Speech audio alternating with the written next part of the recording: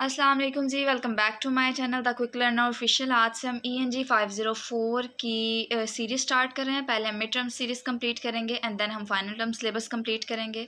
Lesson 1 देख लेना है, इसमें बताया गया है introduction to second language acquisition. Second language acquisition में भी आप में से बहुत सारे स्टूडेंट्स को पता हो जिन्होंने वर्ल्ड इंग्लिशेस ELT का सब्जेक्ट पढ़ा है, लेकिन जिन्हें नहीं पता उनके लिए मैं दोबारा से एक्सप्लेन करती हूँ। लेकिन उससे पहले हम एक्विजिशन और लर्निंग का कॉन्सेप्ट पढ़ेंगे। लर्निंग असल में किसे कहते हैं?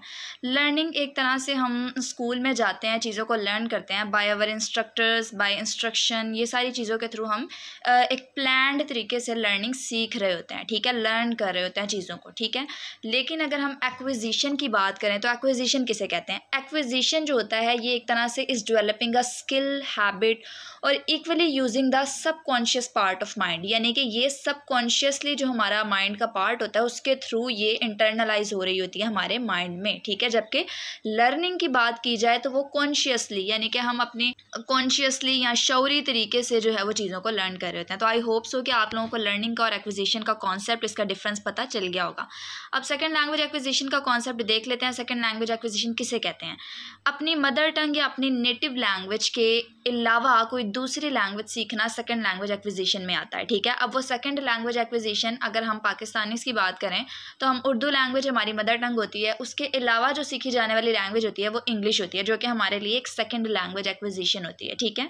अब बहुत सारे लोग जो फॉरेन कंट्री में जाते हैं, वहाँ जाकर कोई लैंग्वेज सीखते हैं तो वो उनकी सेकंड लैंग्वेज एक्विजिशन होती है।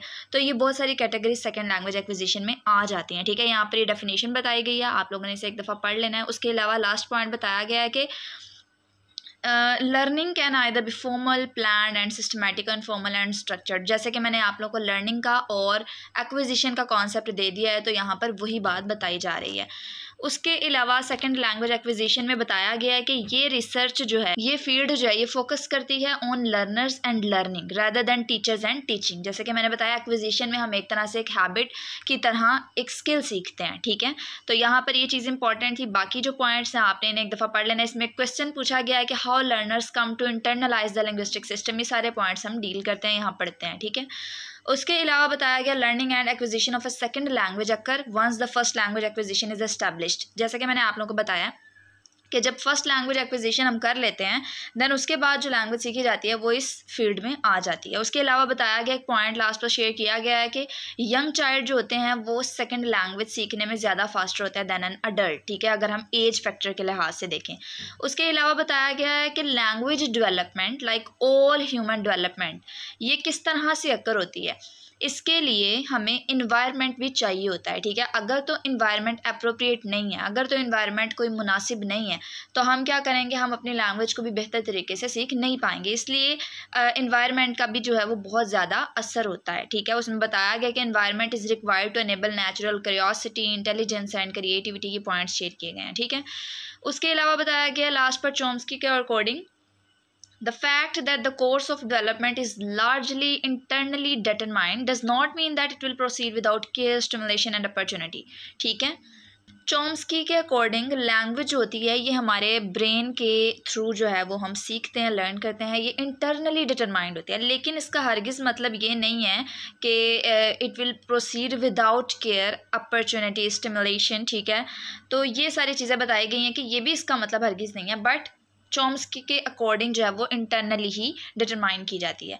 उसके अलावा यहाँ पर थेरी का कॉन्सेप्ट दिया गया है। थेरी आप लोगों को पता है कि ये कोई चीज़ को काफ़ी ज़्यादा एक्सप्लेन करके कोई थेरी बनाना जो होता है वो थेरी की फील्ड में आ जाता है। तो अब यहाँ पर थेरी की एक डेफिनेशन बताई गई है कि थेरी इज़ अ मोर और less abstract set of claims about the significant unit without phenomena under study, within phenomena under study. उसके अलावा बताया गया कि it aim at explanation as well as description, ठीक है, किसी चीज़ को एक्सप्लेन करना। अब उसके अलावा उन्होंने बताया कि good theory is posed to give clear and explicit statement about its claims, ठीक है।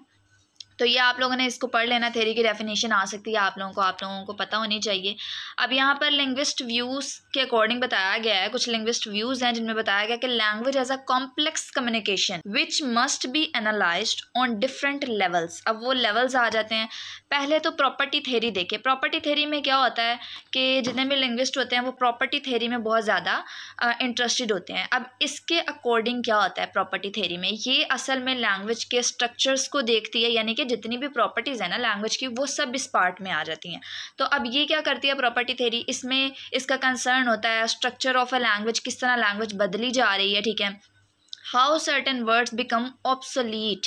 ऑब्सोलीट किसे कहते हैं, ऑब्सोलीट कहते हैं कि कुछ वर्ड्स लैंग्वेज के डेड हो जाते हैं and then they will no more used, कि ये अब दोबारा यूज़ नहीं किए जाएंगे, ठीक है। तो जो वर्ड्स की एक तरह से आप कह लें मर जाते हैं, जो वर्ड्स दोबारा वो यूज़ नहीं किए जाते, वो ऑब्सोलीट की फील्ड में आता है, ऑब्सोलीट की कैटेगरी में आ जाता है, ठीक है। उसके अलावा बताया गया how certain factors lead to the additional.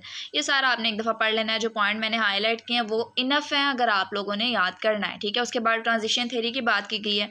अब ट्रांजिशन थ्योरी में क्या होता है, ये असल में डेवलपमेंटल प्रोसेस जो होता है ना लैंग्वेज एजुकेशन का, उसके साथ कंसर्न होता है, ठीक है। उसके अलावा बताया गया it can relate to the first language acquisition telling about the different learning stages in a child life, ठीक है। तो ये जिस तरह लिखा गया आपने उसे पढ़ना है। डिफरेंसेस और सिमिलैरिटीज़ जो होती हैं लैंग्वेज की उनको हाईलाइट करता है, जो हमारी फर्स्ट लैंग्वेज होती है, जो हमारी सेकेंड लैंग्वेज होती है। तो इस तरीके से इसके थ्रू भी लैंग्वेज ईजिली हम सीख सकते हैं।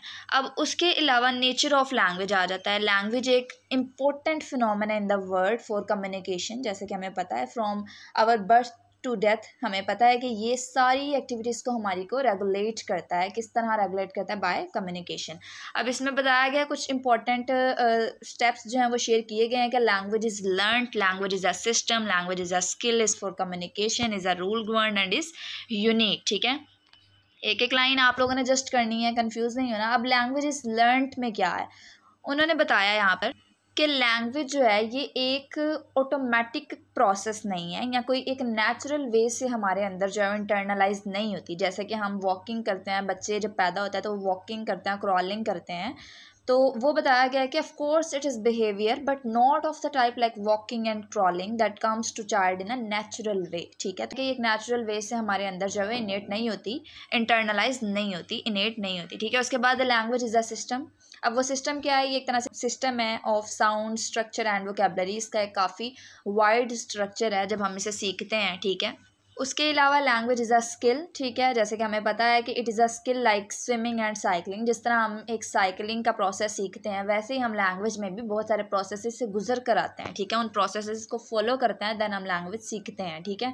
उसके बाद लैंग्वेज फॉर कम्युनिकेशन, ठीक है। ये हमें पता है कि language is the best mean of communication and self expression. इसके थ्रू हम आइडियाज़, थॉट, फीलिंग्स जितने भी होते हैं उनको हम एक्सप्रेस कर सकते हैं। उसके बाद लैंग्वेज इज़ रूल गवर्न, ठीक है। जब भी हम कोई सेंटेंस सीखते हैं तो हमें पता होता है कि उसका पहले सब्जेक्ट आएगा, देन वर्ब आएगा, देन ऑब्जेक्ट आएगा। तो एक तरह से एक रूल गवर्नड है। उसके बाद language is unique because her language का अपना फंक्शन है, इसका एक अपना स्टाइल है, साउंड्स हैं, वोकैबुलरी हैं, स्ट्रक्चर्स हैं, ठीक है। तो ये सारी यानी कि लैंग्वेज एक तरह से एक यूनिक प्रोसेस है। उसके अलावा लेसन 2 देख लेते हैं, बड़ा ही ये भी ईजी लेसन है। इस वाले लेसन में हमने असल में व्यूज़ देखने हैं on the nature of language, ठीक है, जो कि हमारे पास नॉम चॉम्स्की के अकॉर्डिंग भी आएंगे, उसके अलावा BF स्किनर के अकॉर्डिंग भी आएंगे, ठीक है। नॉम चॉम्स्की जो था उसने क्या किया था, उसने प्रेफर किया था कॉम्पिटेंस को ओवर परफॉर्मेंस, ठीक है। अब मैं आप लोगों को कॉम्पिटेंस का और परफॉर्मेंस का कॉन्सेप्ट बताती हूँ। परफॉर्मेंस असल में क्या होता है, परफॉर्मेंस होता है एक्चुअल यूज़ ऑफ लैंग्वेज, ठीक है। कोई चीज़ को यानी कारकर्दगी दिखाना, ठीक है, ये हमारे पास परफॉर्मेंस में आता है। कोई परफॉर्म करना यानी कि लैंग्वेज का जो यूज़ होता है वो परफॉर्मेंस में आ जाता है। उसके अलावा अगर हम कॉम्पिटेंस की बात करें तो यहाँ पर उसने कॉम्पिटेंस की डेफिनेशन बताई है कि he refer to the abstract and hidden representation of language knowledge held inside minds, ठीक है। लाइक फॉर इंस्टेंस अगर हम एग्ज़ाम देने जाते हैं तो बहुत सारी चीज़ें जो होती हैं वो हमारे माइंड में सेव हुई होती हैं। तो एक तरह से उसका कहना ये था कि कॉम्पिटेंस के थ्रू क्या होता है, हमारी काबिलियत को देखा जाता है कि हम कितने काबिल हैं, कितने अहल हैं, ठीक है। तो ये इसकी डेफिनेशन आपने कर लेनी है। जबकि परफॉर्मेंस उसके नज़दीक जो था कि वो एक तरह से इम्परफेक्ट रिफ्लेक्शन ऑफ कॉम्पिटेंस है, ठीक है। अब उसने बताया था कि competence can only be assessed indirectly under controlled condition through wide ranging test, ठीक है। बहुत सारे टेस्ट लेकर हम इसको जो है वो असेस्ट कर सकते हैं, ठीक है। तो ये इसके बारे में बताया गया था। उसके अलावा नेचर vs नर्चर डेबेट, ठीक है। नेचर और नर्चर की बात की जाए तो नेचर असल में जो नेचुरल तरीके से हमारे अंदर इंटरनलाइज होती है कोई चीज़, उसको नेचर कहते हैं। जबकि नर्चर बाय इन्वायरमेंटल फैक्टर्स, कोई चीज़ इंटरनलाइज हो, हम कोई चीज़ सीखें, उसको नर्चर कहते हैं, ठीक है। अब हमने यहाँ पर एक तरह से कुछ कंट्रोवर्सी पढ़नी है जिनमें हमारे पास एक तरह से बेस्ट नाउन कंट्रोवर्सीज की कैटेगरी में हमारे पास BF स्किनर और नॉम चॉम्स्की आ जाते हैं।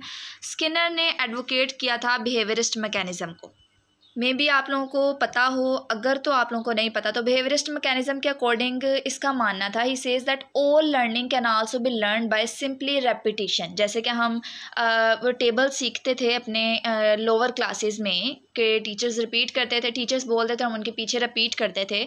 तो उसका मानना ये था कि बाय सिंपली रेपिटिशन, इमिटेशन, उसके थ्रू हम जो है वो लैंग्वेज को ईजिली लर्न कर सकते हैं। जबकि चॉम्स्की के अकॉर्डिंग ऐसा नहीं। चॉम्स्की के according he emphasize the role of innate disposition that expect natural language to be organized in a particular way and support the role of universal grammar। ठीक है, यानी कि इसके अकॉर्डिंग उसने आर्ग्यू किया था कि ह्यूमन ब्रेन जो है उसमें नेचुरली ये कैपेसिटी होती है कि वो लैंग्वेज को लर्न कर सके, उसे यूज़ कर सके, और हर एक में ये कैपेसिटी होती है। तो उसका मानना था कि नेचुरली जो है वो हम चीज़ों को लर्न करते हैं। ठीक है, हमारे अंदर इंटरनलाइज भी होती है और हम इसको यूज़ भी करते हैं। चॉम्स्की के अकॉर्डिंग ह्यूमन ब्रेन स्ट्रक्चर जो है वो नेचुरली अलो करता है for the capacity to learn and use language. ठीक है, तो ये आप इसके बारे में लिख सकते हैं।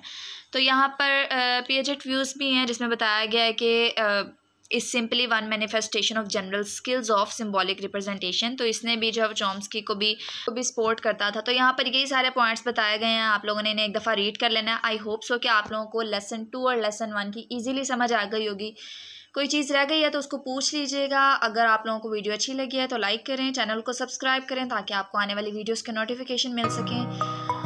दुआ में याद रखिएगा। अल्लाह हाफ़िज़।